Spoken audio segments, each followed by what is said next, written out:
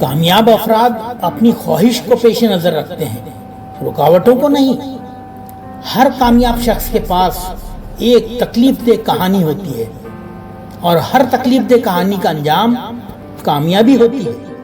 इसलिए तकलीफ को बर्दाश्त करने की आदत डालो और कामयाबी के लिए तैयार हो जाओ। याद रखें दोस्तों, कामयाबी वो सीढ़ी है जिस पर जेबों में हाथ डालकर नहीं चढ़ा जा सकता।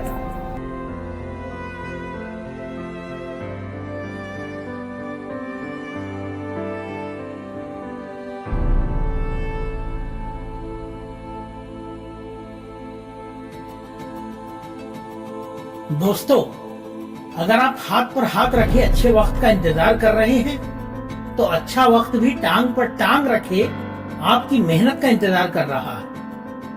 अपने कंफर्ट जोन से बाहर निकलिए। तकलीफों का सामना करने में ही इंसान जिंदगी की सच्चाइयों को सीखता है। तो काम शुरू कीजिए, कंफर्ट जोन से बाहर निकल के डिस्कंफर्ट जोन में आइए, फिर देखिए कामयाबी आपका इंतजार कर रही है।